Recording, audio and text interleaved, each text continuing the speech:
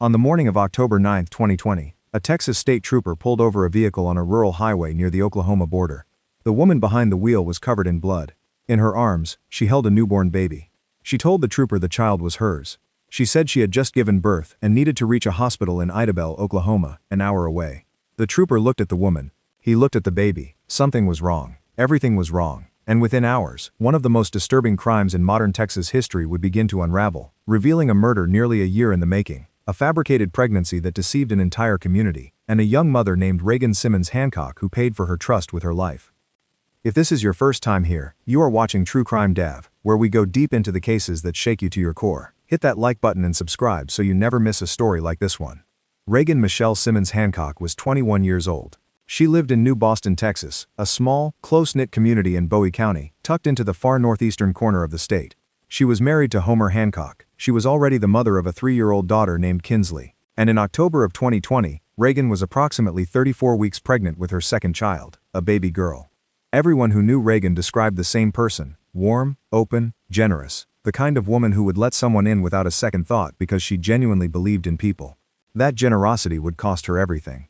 Taylor Renee Parker was 29 years old and lived in the same area with her boyfriend, Wade Griffin. On the surface, she appeared to be an ordinary woman living an ordinary life in rural Texas. But for nearly a full year before October 9, 2020, Taylor had been running one of the most elaborate deceptions anyone around her had ever encountered.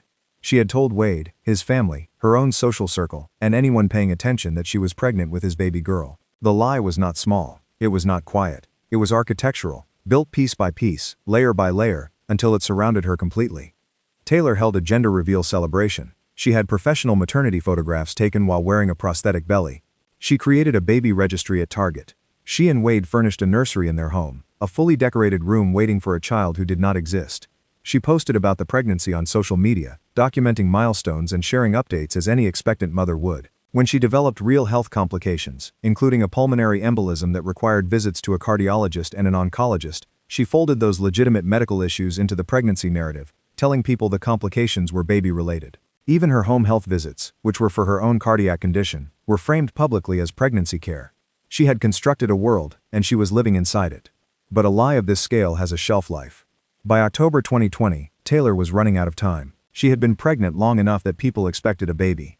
Wade believed he was weeks away from holding his daughter. His family, despite growing suspicions from some corners, was waiting. Friends were waiting. The gender reveal had happened. The nursery was ready.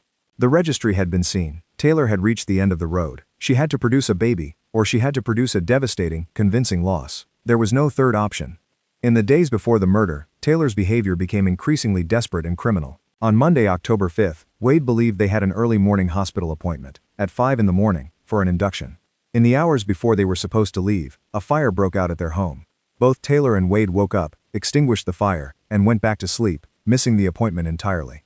Then, that same morning, a bomb threat was called into the hospital where the appointment was scheduled. The facility was shut down. Investigators later traced the bomb threat directly to Taylor through her Gmail account, which was linked to the device used to make the call. Taylor denied it in her interrogation, emphatically, repeatedly, but the digital evidence told a different story. She also used a text-free application on her phone, which generates temporary phone numbers, to communicate during this period. When investigators asked about it, she initially claimed it was for arranging a hog sale across state lines. Investigators pressed. They already knew what they were looking for. The text-free app and the Gmail account would become two of many threads connecting Taylor to the events of that week. The hog sale was not incidental. It was a mechanism. Taylor helped arrange the sale of livestock to a buyer named Scott in Oklahoma. The deal required Wade to drive approximately 3 to 4 hours away on Friday morning to deliver the animals. Wade told investigators he believed Taylor had set up the arrangement.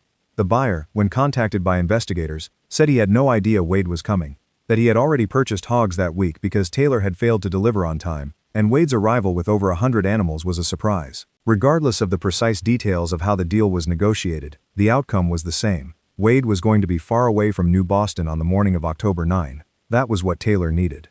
On Wednesday, October 7th, 2 days before the murder, Taylor called McCurtain Memorial Hospital in Idabel, Oklahoma. She asked a simple question. If a woman from out of state arrived who was having contractions, would the hospital take her as a patient without an appointment?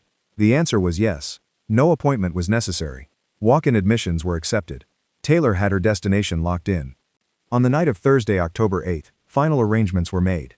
In the early hours of Friday morning, at approximately 3 in the morning, Taylor and Wade loaded a car seat into his truck. Taylor had also packed a diaper bag, bathing supplies, clothing, pajamas, and nightgowns. Wade believed that after he completed the hog delivery, he would go directly to Idabel to meet Taylor and their newborn daughter.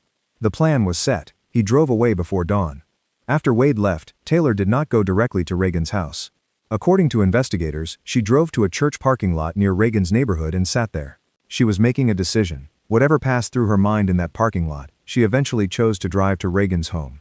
Reagan was awake that morning, running behind schedule. She was folding her daughter Kinsley's clothes in the garage. She had turned on her hair straightener in the bathroom. She was texting Homer and talking. Kinsley, 3 years old, was in the house. Reagan let Taylor in because Reagan trusted her. That trust was the last thing Reagan's killer ever needed from her.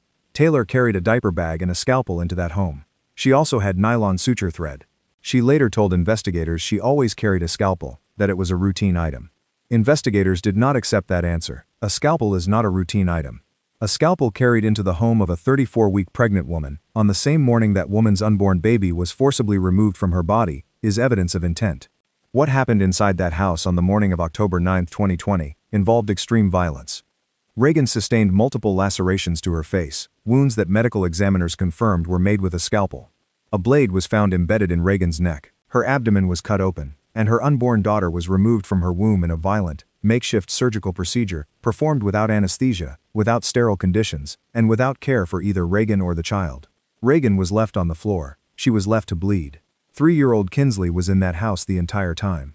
When Jessica, Reagan's mother, arrived later and walked through that door, she found her daughter on the floor of her own home. Taylor drove north. She took a specific route, down an alley behind the post office, north on Elm Street, out to Highway 82 toward the Oklahoma border.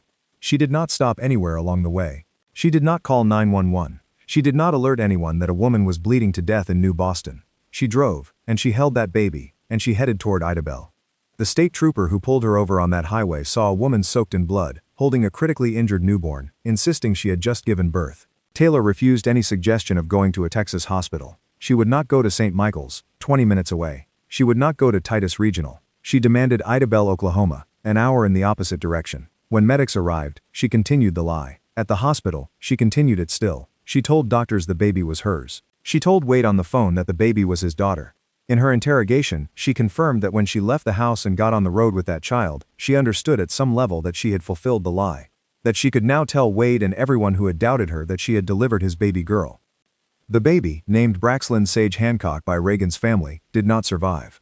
She was approximately 34 weeks gestation, removed violently from her mother's womb, and then held by the person who had killed her mother, while that person drove down a Texas highway for roughly an hour before any real medical care was available. Reagan was 21 years old. Braxlyn never had a chance.